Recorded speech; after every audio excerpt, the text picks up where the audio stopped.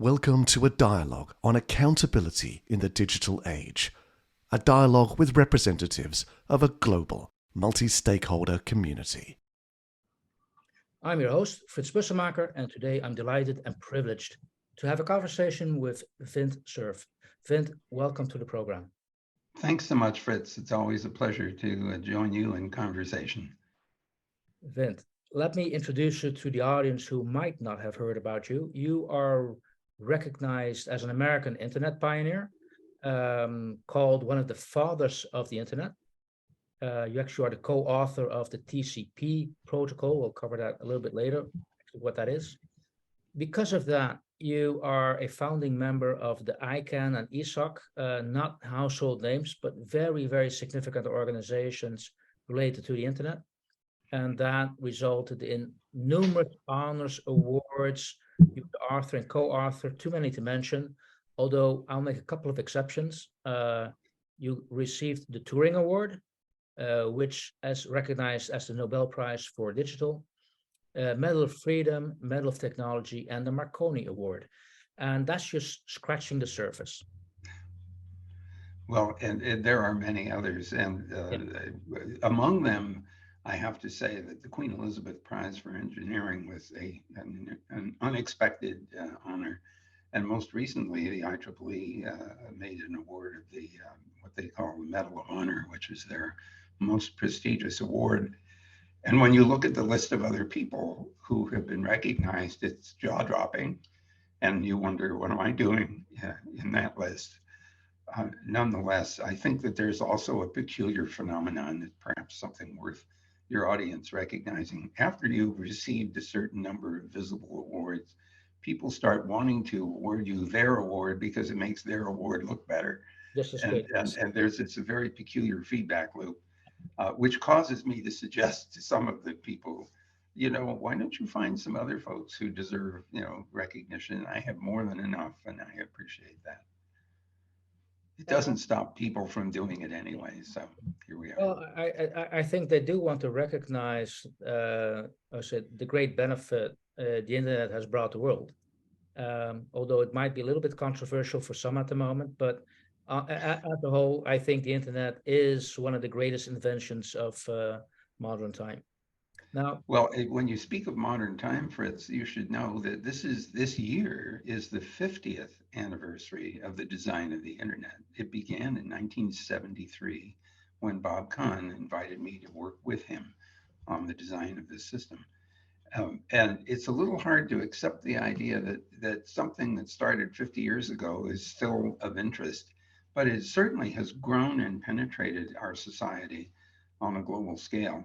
yeah. We still think only about 2/3 of the world's population has direct access to the internet. So in fact, we're still working to get more opportunity. But it is amazing that something which has spanned a 50-year period continues to be a contributor to our society and our economy. And it's also one of the inventions where you can still meet the founders. Almost all major inventions out there, those are long gone. So that in itself also makes it unique. But when I was preparing the interview, although we know each other from the internet context, I was wondering if we should be talking about the internet or more generic about communication, because you also were involved in writing protocols for radio, for satellites, for security technology. So, and the internet is just one of those media which requires communication. So, do you see yourself more as somebody who's busy with communication or with the internet? Well, first of all, I don't pretend to be an expert in all forms of communication. There are a variety of technologies that I know little about, radio being one example, and laser-based technology another. I have appreciation for these, and at need, I will turn to the experts. Bob Kahn, for example, did his PhD dissertation at Princeton University on rate distortion theory, which turns out to be a very abstract notion of communications. And he went on to teach at MIT and then joined Bolt, Beranek, and Newman, and then joined the Advanced Research Projects Agency. But it was thanks to his invitation that I got involved specifically in the internet. Before that, I was involved in the ARPANET project, which is a predecessor. But the point I want to make is that I don't pretend to be expert on all of these fields, but I appreciate their roles. And I also appreciate finding people who are experts. Yeah. And if there's any message to be uncovered in this part of our conversation, it's recognizing that you should turn to people who know more than you do, and you should feel comfortable doing that.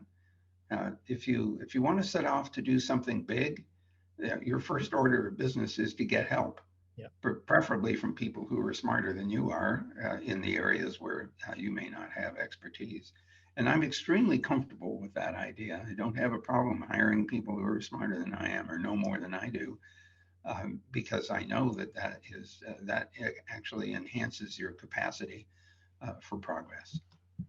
Now, you make that observation from the perspective that you bring in people which can help you, but can you take us along? Because I've found out that you were actually part in as the part of the Apollo program. So in the 60s, when at high school, still looking at the protocols the Apollo program was looking at. So why would they go to a high school student to get support? Well, first of all, let's make sure that we correctly understand my tiny little contribution. It was actually not on communications. It had to do with the actual F1 engines of the Saturn V rocket. The first stage consisted of five 1.5 million pound thrust engines. They were built by a company called Rocketdyne. And as I graduated from high school in February of 1961, I had 6 months to wait before I matriculated at Stanford University as an undergraduate in mathematics. And my father, who happened to work at Rocketdyne, had given me an opportunity to compete with others for scholarships at North American Aviation, which was the holding company that held the Rocketdyne subsidiary.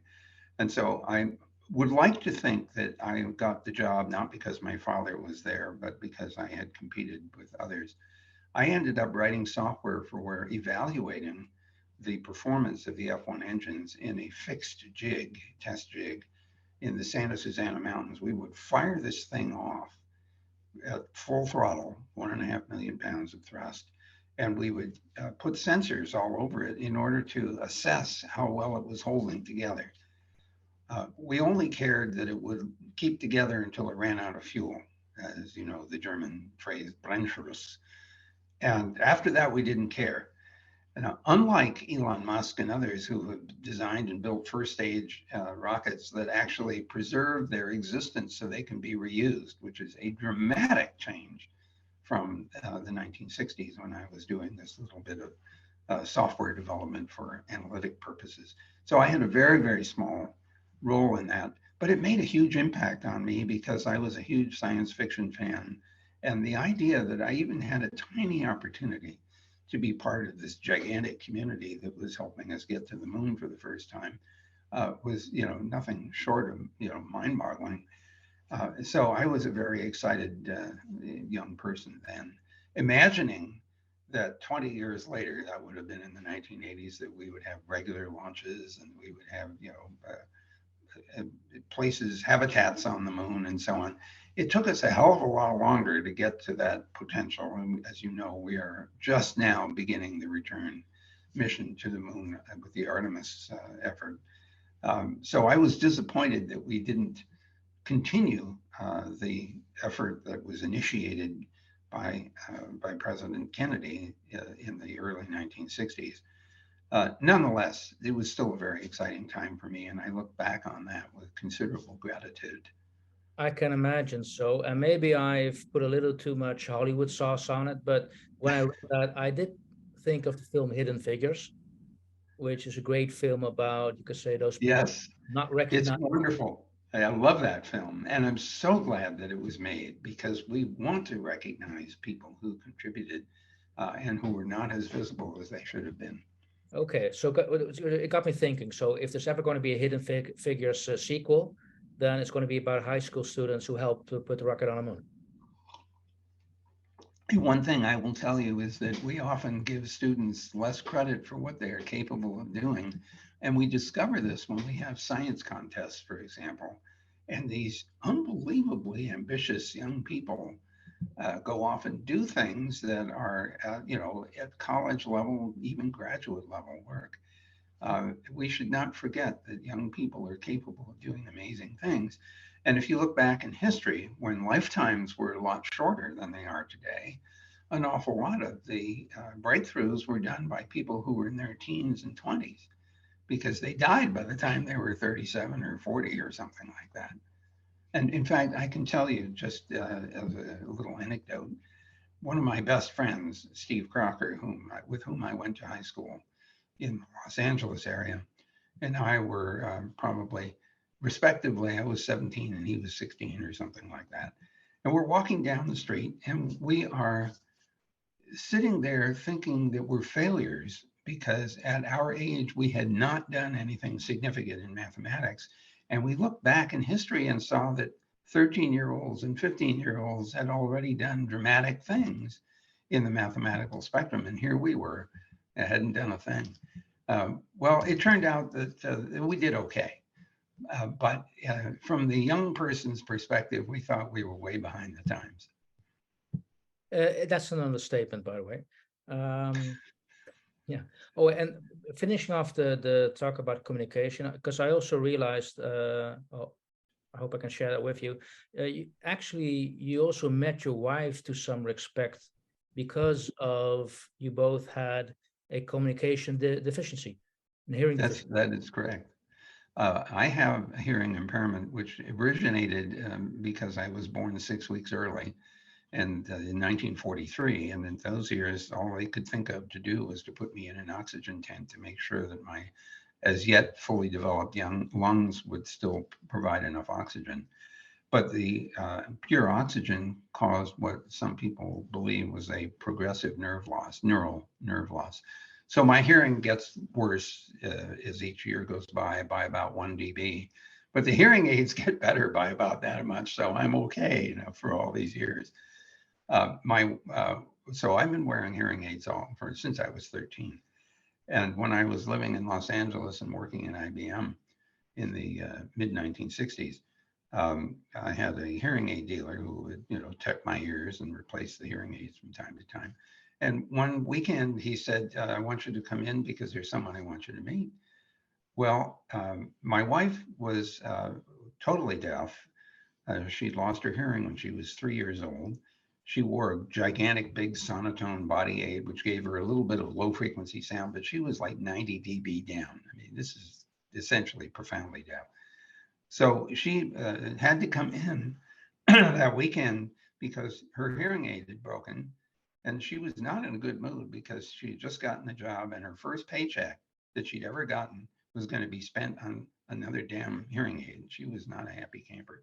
So he introduced us to each other in the shop on Wilshire Boulevard in what's called the Miracle Mile in Los Angeles. And then he closed the shop.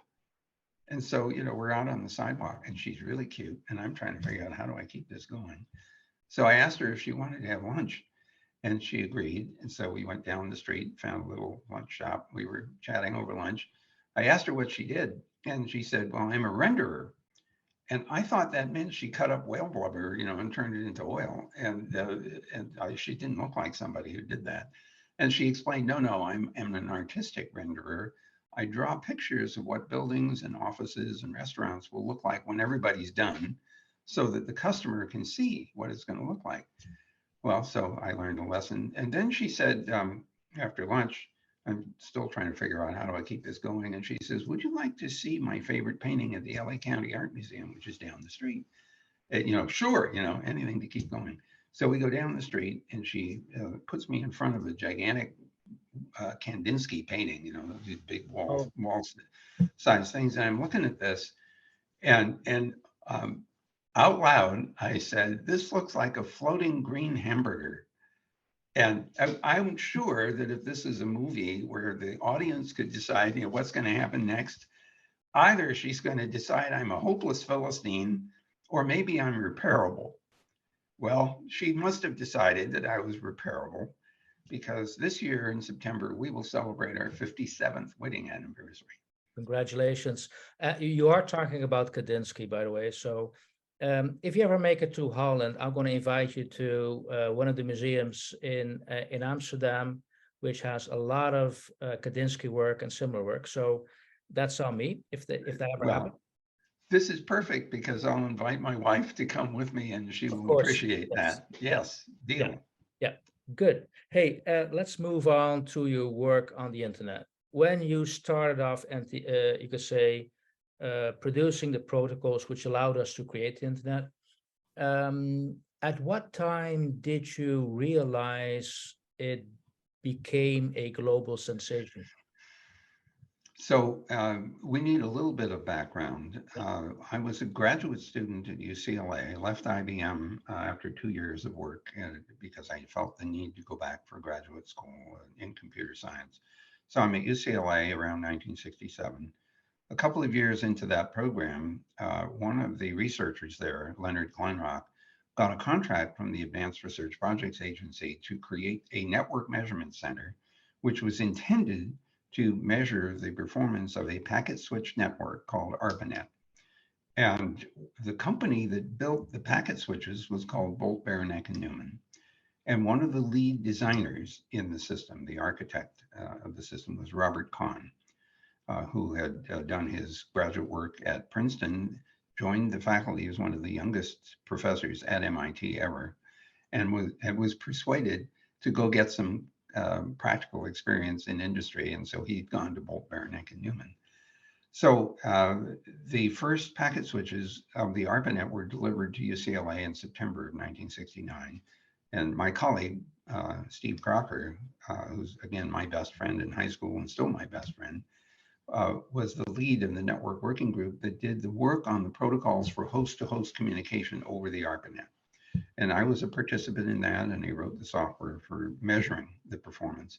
Bob Kahn came out in January, I think, of 1970, and had some ideas about the potential weaknesses of the implementation of the ARPANET, but his colleagues didn't agree with him. So we got together and ran a whole series of performance tests, which killed the network repeatedly in various ways that Bob had anticipated. And of course, he brought all that information back to his colleagues and said, "See, I told you so." And they had to do some redevelopment. The ARPANET was a tremendously successful experiment in packet switching. It was intended to link a dozen universities together to share their computing resources and to accelerate the rate at which artificial intelligence and computer science research could be undertaken. The success of that system, which by the way led to electronic mail, which was first invented by Ray Tomlinson in 1971, taught us that this computer communication idea was very, very powerful. It allowed people to work with each other across multiple time zones.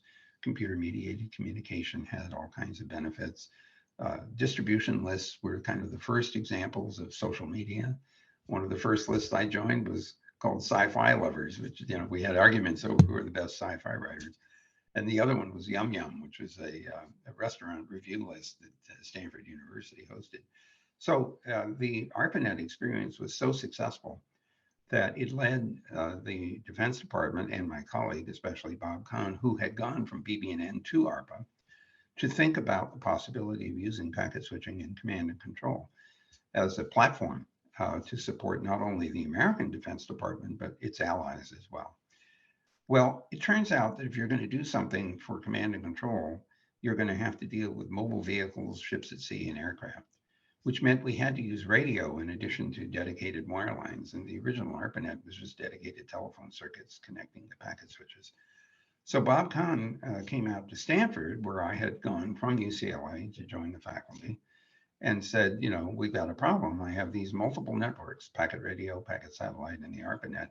How do we hook them together and make it look uniform, even if they have very different parameters, different delays, latency, error rates, addressing structures, and so on? And that was the internet problem. And it took us about 6 months to think our way through that.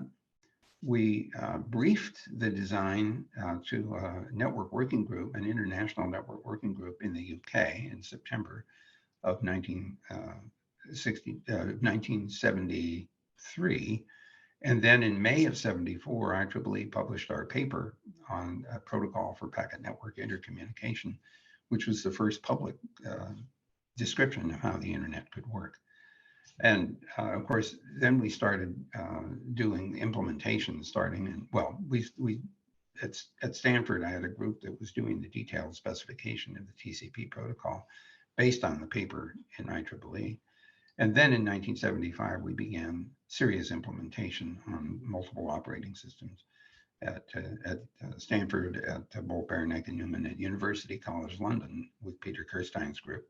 So one important point out of this long preamble is that the internet work was international very early on. And it's important to recognize that we had colleagues largely in Europe, some in Asia, and certainly in the US. So you asked the question, so when did I understand this was a big deal? Ironically, it took about 15 years to get to that point. We start the work in 1973. We get to the point where in 1982, I'm at ARPA, I'm running the program. I'm the program manager responsible for packet satellite, packet radio, packet security, and internet. And I want desperately to get this thing actually running. So starting in 1982, we told everyone, we will be forcing all of you to switch over to the TCP IP protocols from the original NCP protocols of the ARPANET on January 1st, 1983. And we made good on that. We said, if you're not running TCP IP, you're off the net. And a lot of people were resistant for a while, but then I explained to them that I had the ability to knock them off the net if they weren't running the right protocols. So by January 1, 1983, the internet is operationally turned on. That's its operational birth date. 5 years later, there are companies like Cisco Systems that are making equipment, routers that can be purchased by the academic community to build pieces of internet. Oh, by the way, another important invention in 1973 is the Ethernet. And that's designed and built at Xerox PARC by Bob Metcalf and David Boggs. And so that joins the packet radio, packet satellite, and ARPANET as yet another packet switch technology that had needed to be incorporated into the internet design so that everything would work smoothly despite all of the variations in the network. So by 1988, there is an exhibition called Interop, started by another friend of mine, Dan Lynch. And the idea there was to allow people that built routers or built other applications or host software to show off not only what they had, but that it would interwork with everything else on this big fat, yellow coaxial cable Ethernet at the show. So I walk into the show in 1988 with Eric Benamou, who at the time was the CEO of 3Com, a company started by Bob Metcalf to sell Ethernet. And the first thing we see is a 2-story Cisco display that, I mean, it's big enough that people can be on different floors showing off their products and talking to customers. And I turned to Eric and I said, Eric, how much does this cost? And he said, $250,000 to build this display. And that doesn't count the cost of the people who are there for, a week. So at that point, my jaw drops and I'm thinking, holy cow, somebody must think they're going to make money out of the internet. And at that point, the only people who were allowed to use it were people under government contract, whether it was ARPA or the National Science Foundation or the Department of Energy or NASA. They were the only funding agencies that allowed people onto the internet. And each of them had built their own backbones, which were then interconnected. So this is purely a government thing. No commercial traffic was allowed to flow in the government backbones. So I'm sitting here thinking, how do I get the general public onto the internet, given that we're not allowed to send commercial traffic? We need a commercial engine to support the cost of internet for the private sector. So how do we do that? And I had built something called MCI Mail in 1983 for MCI, a commercial email service. So I got the idea that if I could get the NSF to allow me to connect the commercial MCI Mail system to the internet, that I'd break the appropriate use policy, because then commercial traffic would be flowing, But I couched it as an experiment. And they said, okay, you can try that out for a year. So we got it going in 1989. And as soon as we announced that we were doing this experiment with email and the internet, everybody else who was doing email services said, well, we have to be on too. So OnTime and Telemail and several other CompuServe and several other commercial email services got on. And of course, they used to be islands, but as soon as they were connected to the internet, all their customers could talk to each other, which was kind of shocking. I mean, holy cow. I used to have a customer base that was, trapped, and all of a sudden they're not trapped anymore. Well, that same year, 1989, 3 commercial internet services pop up, UUNet and PSINet in Virginia, and SurfNet in California and San Diego. And so at that point, I am confident that the internet is going to be something more than its original plan, which was to be the basic backbone for the American Defense Department's command and control, and also for the allies that it was working with. By the way, the recognition that the allies had to know how to do this, if it was going to work as planned, meant that we had to release the information to the allies. And Bob and I literally thought our way through that. In 1973, we said, who are our allies now? And we had some list. Then we said, well, who were our allies 25 years before? And the list was different because that was in the middle of World War II. Then we said, well, who will our allies be 25 years from now? We didn't know the answer to that.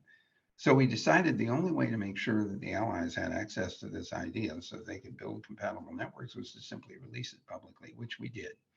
No patents, no licensing, no constraints on access to how it worked and what the details of the protocol were. And I'm so glad we did that. Is there, was there any inspiration which led you to that conclusion? No, I think it was just a kind of logical progression. Yeah. We could see partly from the experience of the ARPANET, partly with the experience with the internet, where we had graduate students all over the place who were using it every single day to do their work. And oh, by the way, in 1991, of course, Tim Berners-Lee announces the World Wide Web out of CERN, which also creates this gigantic side effect. Nobody noticed very much that Tim had done that release, except in the National Center for Supercomputer Applications, where Mark Andreessen and Eric Bina took a look at the text-based World Wide Web that Tim had released in December of 91 and said, what if we made a graphical user interface for this? So they developed a product called Mosaic, which was basically a graphical browser. And they released that publicly and freely, just as Tim Berners-Lee released the World Wide Web, HTTP, and HTML. Again, he said specifically he did it for the same reasons Bob and I did. We wanted everybody to be able to use it. And of course, that led to an explosion of World Wide Web applications, especially after the Netscape Communications was started by Jim Clark by bringing Mark Andreessen and Eric Bina to the West Coast in 1994, bringing along with them their expertise in Mosaic. They re-implemented that, and then the company went public in 1995. And if you remember, the stock went through the roof. And the result was the dot boom. The venture capital people threw money at anything that looked like it was part of the internet. And that went on very successfully until April of 2000. And then a lot of the companies ran out of capital and they died, except for a few. For example, Amazon gets started in 1994. Google gets started in 1998 in the middle of the dot boom period. And both of them have done pretty well in the ensuing 25 years. To some extent, the rest is history. It's history. A couple of questions. You just said, okay, it sounds like everything it builds on, it's logical. It's a word you just used. But is there anything which you yourself use in your work which offers inspiration? Are there people? Is there books, songs, whatever you go to or not? Well, I have people that I consider to have been mentors for me. I've mentioned 2 of them already. Steve Crocker, of course, was the one who led the network working group for the ARPANET, which was focused on how to get computers to talk to each other through this underlying packet switch system. Bob Kahn, who was instrumental in the design of the ARPANET and equally instrumental in the original design of the internet, and who has led research programs not only at ARPA for 13 years, but then subsequently at the CNRI, the Corporation for National Research Initiatives. He hired me in 1986 to be his first employee and vice president at CNRI. And I stayed with him until 1994, and then MCI asked me to come back and put them into the internet business.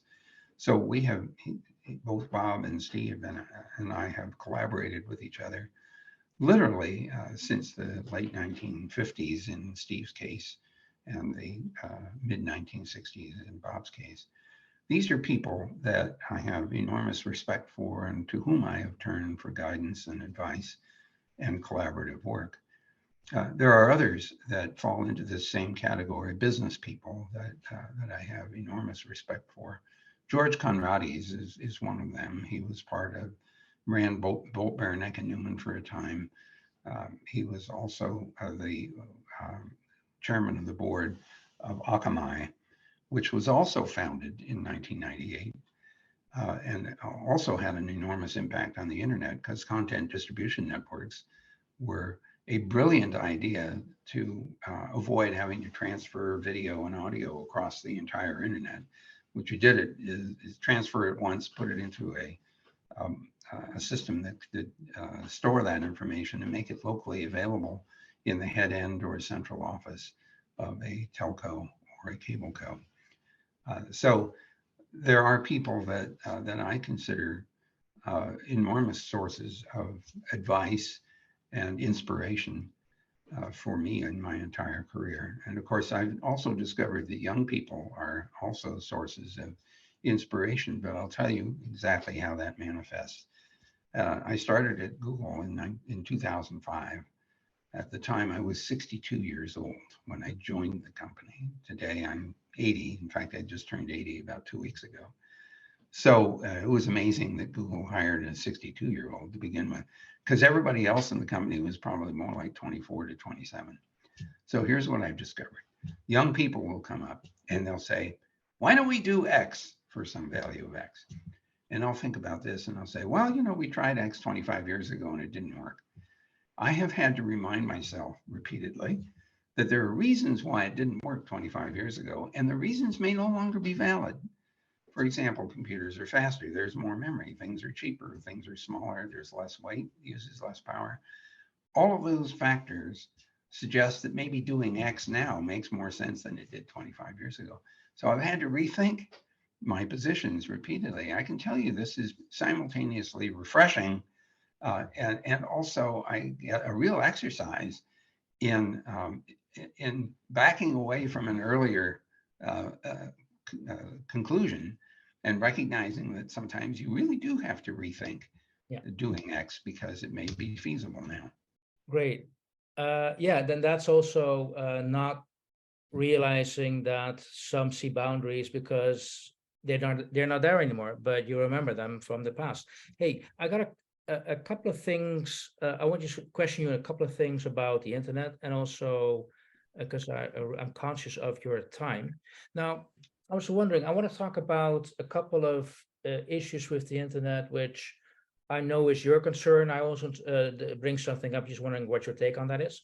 Because you just mentioned that the very first social media list was the list of restaurants you mentioned. And I noticed that one of your concerns is the digital obsolescence. So the fact that the technology we used at the time makes what we produced at the time inaccessible because the technology is not there anymore. And related to that, any thoughts on Brewster Kahla's Internet Archive?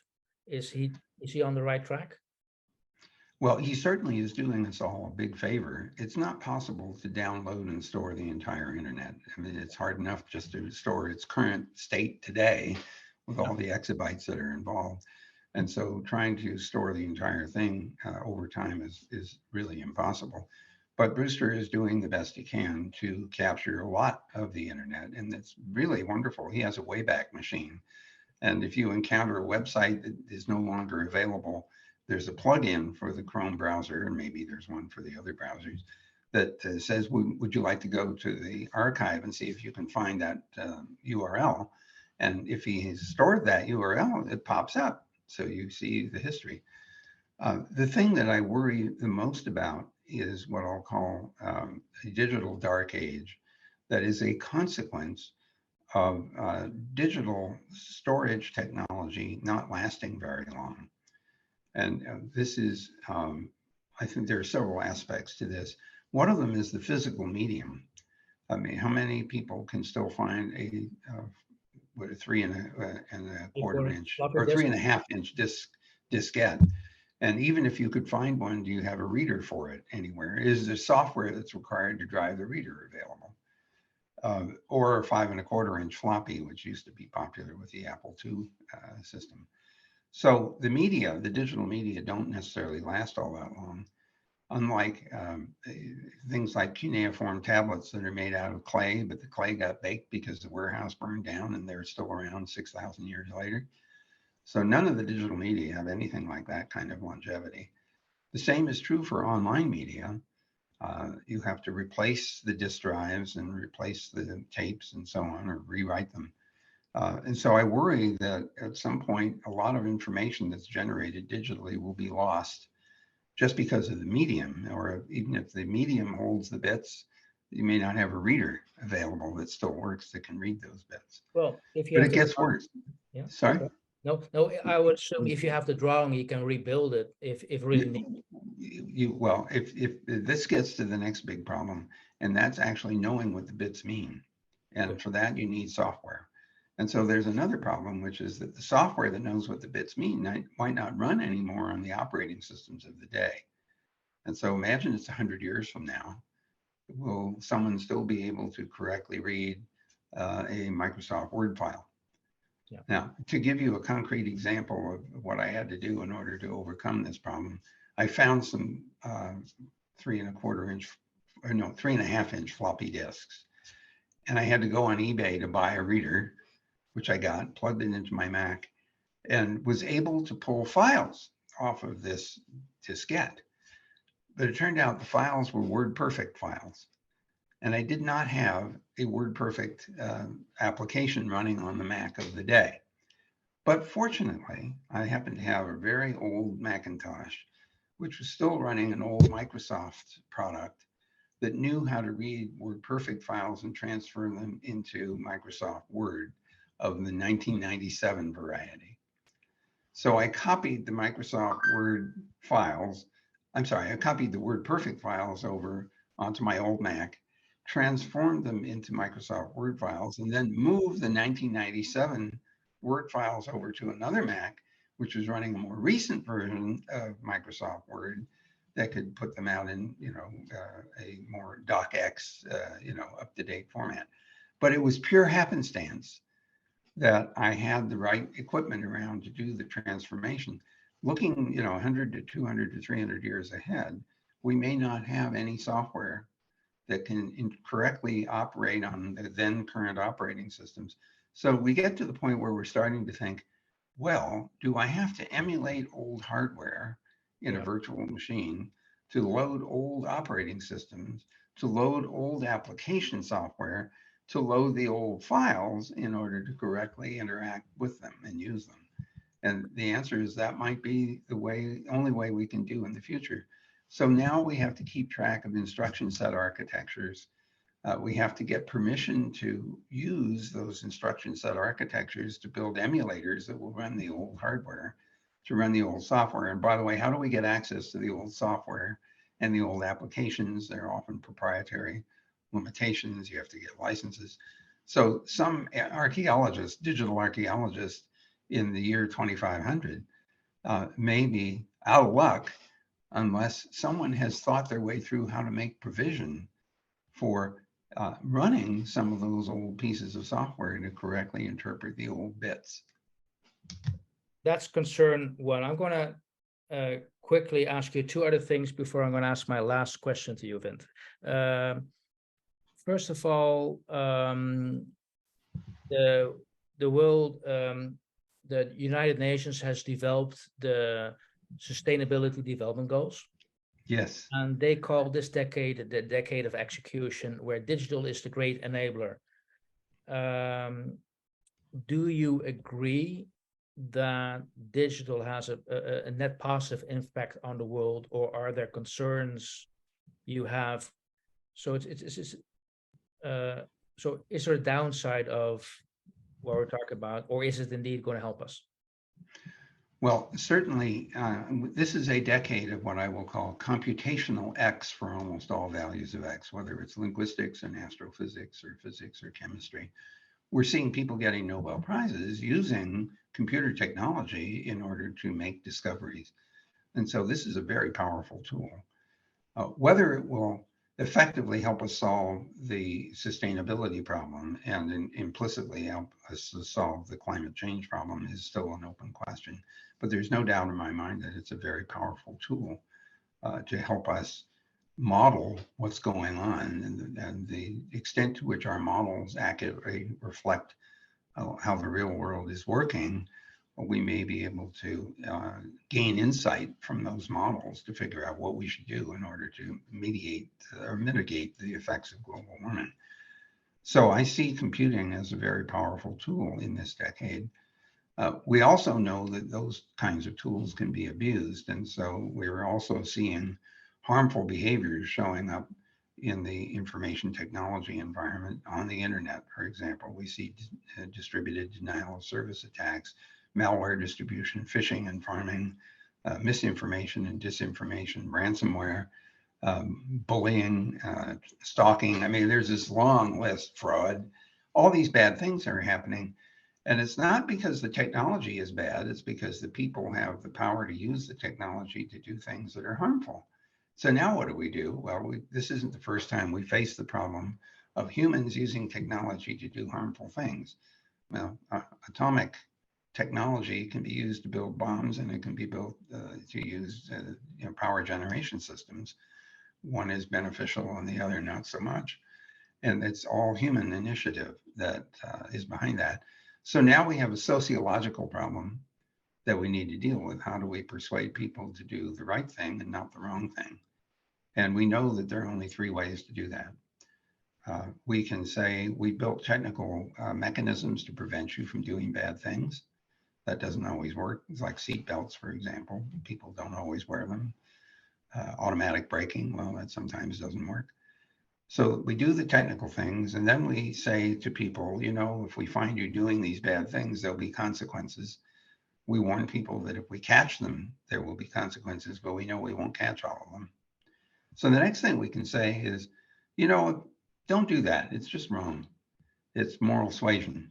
And although that sounds weak, I will say that if a society adopts norms that reject certain behaviors, for example, let's take smoking. We now have rules here in the US and probably in other parts of the world that say, don't smoke in this building.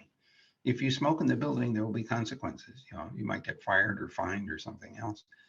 So people now are beginning to accept that as a norm of behavior. Don't smoke, ask permission, go elsewhere where it's permitted. And so norms could turn out to be a really powerful tool for us to manage abusive use of technology. Okay. Hey, one more question about a concern. You talked about great tools. Great tools requires people. And I had a discussion. I'm a fellow with the Royal Dutch Association for IT Professionals. I actually believe that it's the only royal association out there in the world for IT professionals. But the question was, do we have enough skills, and how do we get enough skills? Because demand is growing so fast, it's perceived to be a big issue. We're not going to have the people to build a system, to write the policy for the systems. What's your take on that? So several things occur to me. The first one, of course, is to imbue the IT professionals with a sense of responsibility for how what they build is used, and to be thinking how to make it safer and more secure, to inhibit abusive application, or at least expose abusive applications so that people can be held accountable if they are using systems to do harmful things.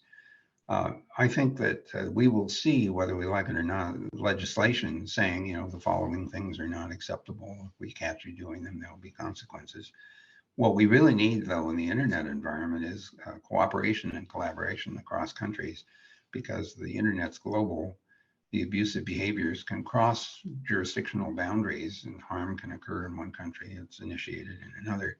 So we need to collaborate and cooperate to identify parties who are behaving badly, which, by the way, says that absolute anonymity is not our friend in this environment. We have to be able to identify parties in order to hold them accountable, and whether that's individuals or corporations or even countries.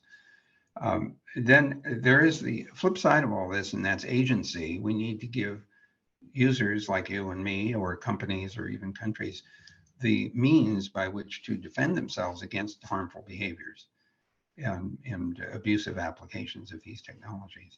So we need, as IT professionals, we have to be able to build those tools giving agency. We should feel responsible for doing that. So I'm frankly hoping that societies like the one you mentioned and others will introduce into the training process a sense of responsibility for responsible use of IT. And I hope that we can make that work within the societies that are depending on it. Okay, and next to responsibility, how are we going to organize accountability? Well, in order to make accountability work, you have to be able to rely on transparency. You have to know where did software come from. You have to know who to hold liable for the abuse of that software. This is getting very complicated now with the introduction of artificial intelligence and machine learning, because if a machine learning system, which I view as a tool, is abused, the question is, well, who are the responsible parties? Well, the party who uses the technology to do something harmful ought to be held accountable. But we might argue that the parties who create the tool, which lacks any kind of control, may also have some responsibility. And so there's going to be a huge debate here about liability, responsibility, and accountability. Before I ask my final question to you, I happen to be in Geneva at the moment, and tomorrow I'm here to moderate one of the sessions on the AI for Good Summit, and we're going to talk about AI and ethics, how to keep it ethical. What's the question I should bring to the audience when we talk about how we're going to organize AI and ethics? Well, I would focus specifically on the large language models right now, because they are the most visible as producing unwanted side effects. And anyone who's used any of the chatbots should recognize that the system correlates the way in which language functions, regardless of which language is used to train them. And they generate text based on all the probability of this token, this term, this phrase being the natural next one, or the best next one to include in a growing response to a prompt. The problem that the systems have is that they don't understand context. To be concrete, I asked one of the chatbots to do an obituary for me, and assuming that the obituary format would have been ingested and well known to the chatbot, but also that information about me is widely available on the web. So I assumed that there would be a lot of information about me that would help the system to compose an obituary, which it did. But while the format was right, it got very confused about the things I had done compared to things other people had done. And it gave me credit for things I didn't do, and it gave other people credit for stuff I did. And when it got down to the family members that are left behind, and made up family members I don't have.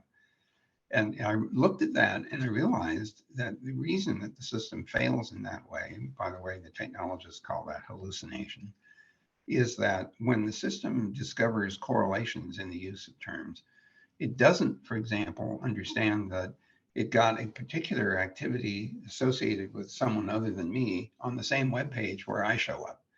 And so the fact that it happens to be on the same web page means it gets plucked out of context and associated with me, although that isn't correct. And so the training program and the modeling that goes on in the large language models doesn't have enough refinement to understand the context in which it captured the information that it uses to produce its output.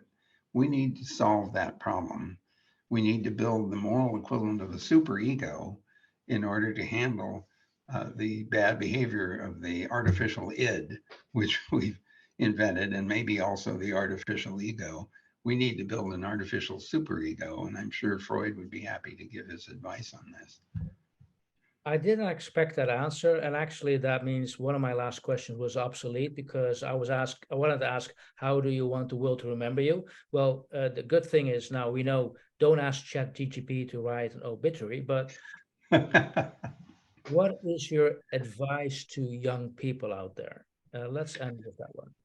Well, again, I don't pretend to be expert because I've only been young one time, and I don't have the experience of being young multiple times. But just speaking from my own experience, the first thing is that trying to plan your career is probably worthless. Don't do that. Just be alert to opportunity. Recognize that humility is your friend here. Recognizing that asking questions to learn more, turning to people who know more than you do to get good answers is a valuable exercise. My career is punctuated by attempts to say no when other people insisted I had to say yes, for which I'm very grateful. And also to recognize opportunity even when it shows up in a very odd form. For example, you just got fired, or the project you worked on failed. And some people at that point would just crumble. Other people see that as a door closing, suggesting another door just opened up. And so being alert to opportunity when it shows up, even if it shows up in this odd way, is really important for successful careers. Okay. Thank you for that advice. I'm also, throughout this whole interview, Vint, picked up something else. You just mentioned in the beginning, you just celebrated your 80th birthday 2 weeks ago. And you keep on giving me the impression you keep on being curious, you keep on working, you don't stop. Is that also part of the secret? Because There's no secret here. I think there's just so much to do. And I'm fascinated. I know that the older I get, the less I know. And so that means there's just more and more to learn. But the technology of the day, as troubling as it can be, is so enabling. It's just astonishing. And so we just get to do stuff we couldn't possibly have done before. One of my most fascinating projects is the interplanetary internet, to expand the operation of the internet across the solar system. And my colleagues and I have been working on that since 1998. So this is not a Google project. This is more like ESA and JAXA and CARI and NASA are all working together on this. It didn't start that way. It started at the Jet Propulsion Laboratory in 1998. But we've been working on the design and implementation and testing of the system for all that time. There's just, oh my God, I mean, it's more fun than imaginable to be alive now with all the tools and information available. I remember having to go to the library and spend hours trying to find information. Now I just type a question into Google, I get the answer in milliseconds. So what's not to like about that? that's a great way to end an awesome interview. Thank you for my time. I think we can go on the whole evening, the whole night. But I want to thank you for now taking us along what your part was in inventing the internet, getting that into place, your perspective on what are some of the concerns, and I want to thank you so much. Well, thank you. It's always fun to kind of reminisce about the history of all this stuff. I still realize that the only reason the internet is what it is because so many people are contributing to it in the past and the present and in the future. There's nothing more wonderful than to know a kind of core idea that you had has been taken up by millions of people to make it better. What's not to like about that? Thanks so much for the time. I appreciate it, Fritz.